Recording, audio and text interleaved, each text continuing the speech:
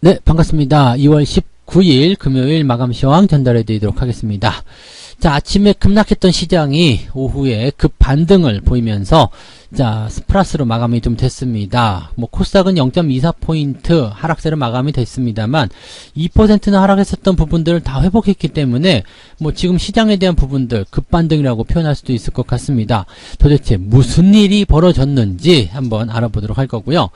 자, 외국인들은 매도를 계속 지속했습니다. 그런데도 불구하고 하이닉스가 무려 5.5%나 상승세로 마감이 됐습니다. 자, 외국인 매도를 비껴간 것일까요? 아니면 하이닉스에게만 뭐 특별한 일이 있었는 것인지 한번 알아보도록 할 거고요. 자, 반등의 이유 궁금하실 겁니다. 네, 이 시장이 급반등을 하면서 주말장을 플러스로 마감시켜 놓은 이유, 그러면서 다음 주는 상승을 할 것인가, 여기에 또 관심이 몰리고 있을 것 같은데 이미 힌트는 드렸던 것 같아요. 오후에 반등을 할 것이다. 그 다음에 다음 주에 상승 포인트가 나올 것이다. 왜 그런지 거기에 대한 이유들 설명을 드리도록 하겠습니다. 자, 차트 보면서 설명 이어가죠. 종합주가지수 일단 0.68% 플러스 마감했습니다. 장중에 3050포인트 아래까지 떨어져서 좀 무섭다, 네, 공포스럽다 이런 분들 많이 계셨는데 괜찮죠. 뭐 일단 지지선대까지 다 들어왔다. 그래서 반등이 나올 것이다 라고 말씀을 좀 드렸었고요. 그 부분들이 오후에 충실하게 만들어졌습니다. 이게 보통 주말장에서는요, 아침과 오후에 움직임들이 반대로 나타나는 경우들이 많이 있습니다.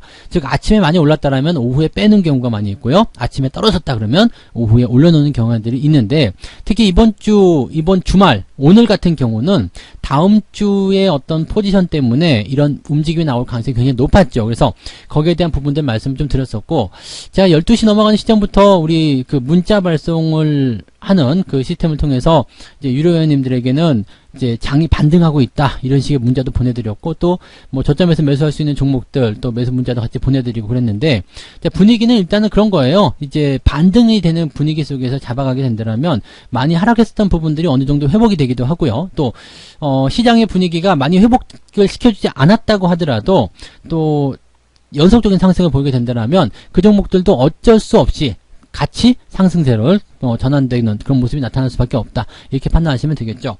코스닥 같은 경우 보셔도요, 0.24포인트. 자, 여기가 이제 62선의 지지점이라고 말씀드렸을 겁니다. 그래서 살짝 더 들어오긴 했습니다만은 결국에는 위로 쭉 올려주면서 마무리가 좀 됐습니다. 분위기 좋게 마무리가 됐고요. 분봉 잘 보시면은요, 12시 넘어가는 시점, 여기가 이제 그 저점 반등권이거든요. 그래서 장중 저점을 여기서 말씀을 좀 드렸었고, 11시 한 50분쯤 문자가 나갔겠네요. 그때쯤에 이제 그 시장 반등 포인트 만들어져서 이제 올라가기 시작한다 말씀드렸고, 이제 분위기가 계속 좋아지고 있다, 그렇게 해서 이야기를 해 나갔던 것 같습니다. 자, 이런 포인트만 잘 읽어 가신다라면 뭐 시장이 조정이 오더라도 또 방향이 어떻게 움직일 것인지 그런 것들에 대해서 좀 우리가 알 수가 있겠죠.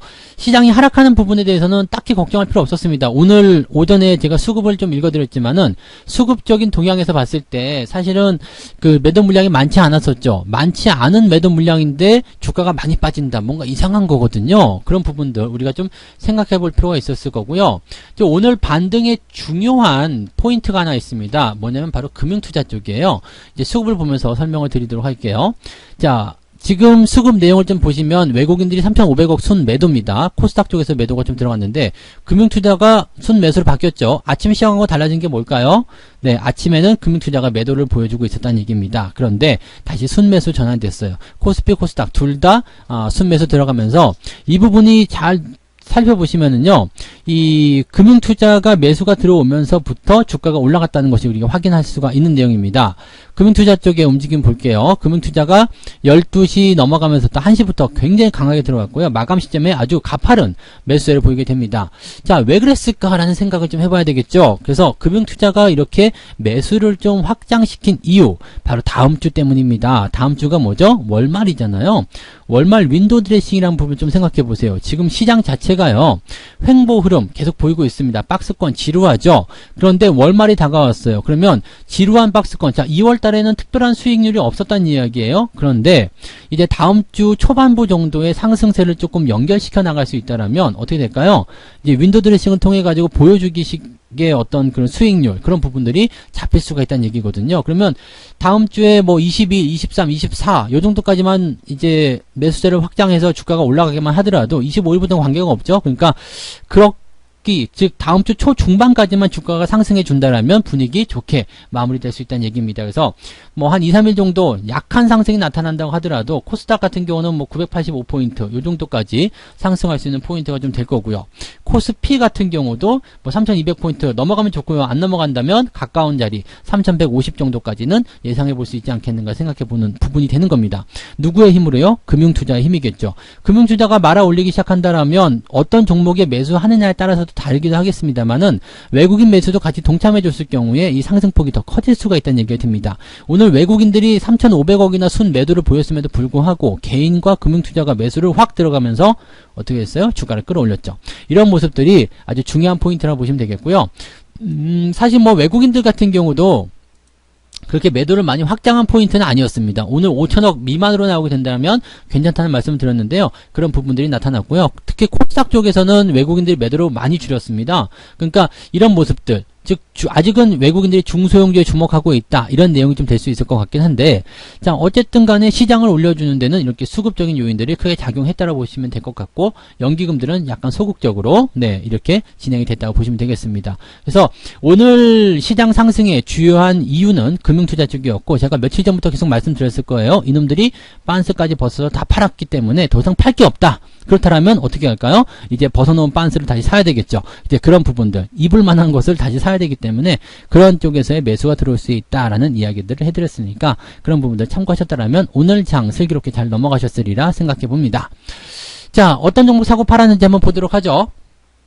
기관차 볼게요. 일단 금융투자 쪽 먼저 볼게요. 얘네들 하이닉스 샀습니다. SK이노베이션 샀고요. 오늘 하이닉스가 무려 5% 넘게 상승합니다. 그러면서 지금 수익률도 굉장히 많이 좋아지는 모습이기도 한데, 이런 포인트들 굉장히 긍정적이죠. 그래서 이런 포지션들 우리가 좀 긍정적으로 생각하시면 좋을 것 같아요.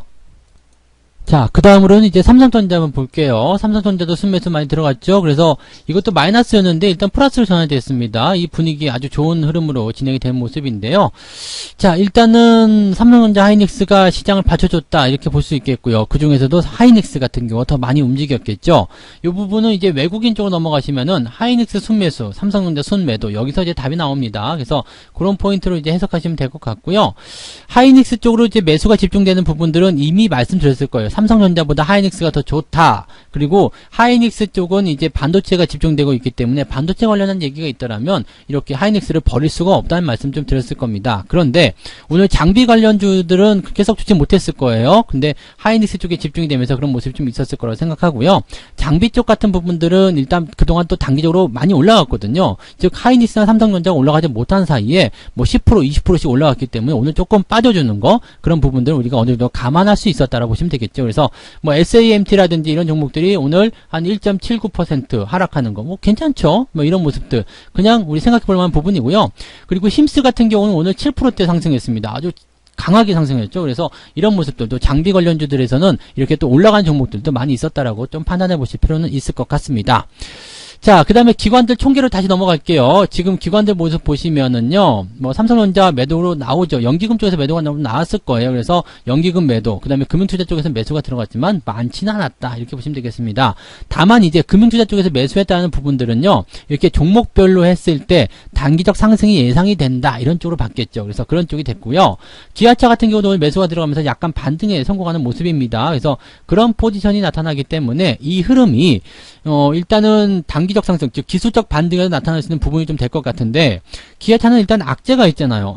이 악재가 다 해소되려면 75,000원 구간까지 떨어져야 되는데 여기서 바로 반등 나간다고? 이렇게 생각할 수도 있겠는데 일단은 매수가 많지는 않아요. 그래서 기관 총계로 들어가 보게 되면 어떻게 될까요? 기아차 쪽에 대한 매수가 현재 보이지 않죠? 네, 뭐 순위권에 들어가 있지 않는 모습이에요. 그러니까 연기금 쪽에서는 아마도 기아차 쪽 매도가 좀 있었던 것 같아요. 그러면은 이 기아차에 대한 이 현대차 기아차 매도가 있죠. 그래서 이 순위권에 들어가지 못하는 그런 형태의 모습으로 진행이 됐다, 이렇게 보시면 되겠죠. 그러니까 실질적으로 이제 뭐 연기금하고 외국인하고 비슷한 모양새이기 때문에 기아차 매도가 외국인 쪽에 나타났겠죠. 그러니까 기술적 반등을 노리는 금융투자 입장에서는 반등이 좀 나갈 수 있지만 물량이 많지 않은 걸 봐서는 아직 확실하지 않다 이렇게 볼 수 있는 그런 내용이 아닐까 생각이 됩니다. 그런 모양새들 우리가 확인하시면 될 것 같고요.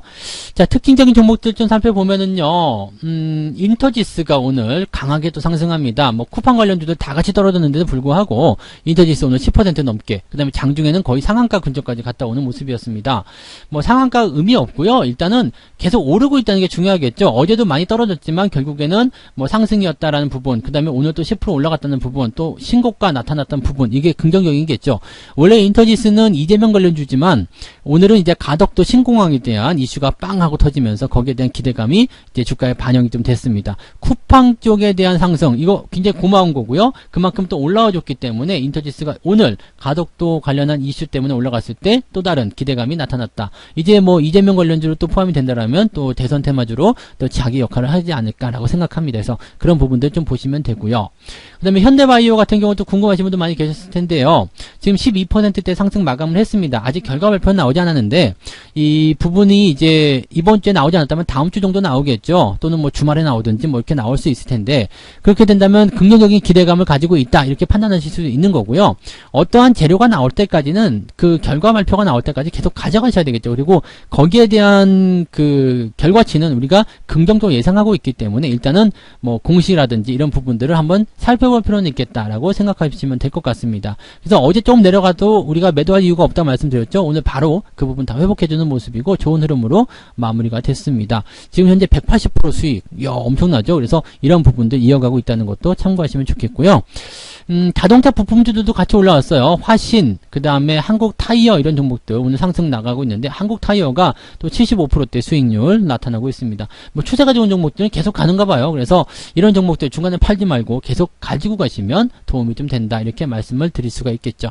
자, 종목은 일단 시장에 따라서 오르고 내리고가 반복하는 모습은 나타날 수 있습니다. 근데 그런 것들은 뭐 너무 이렇게 거기에 빠져가지고 치중해서 걱정하시거나 고민하지 마시고요. 추세가 살아있다라면, 그동안 시장이 아직 잘 버텨주고 있다라면 그런 부분들은 긍정적으로 생각하시는 것은 좋겠다 이렇게 말씀드릴 수 있겠습니다. 현명한 투자 하시기 바라고요.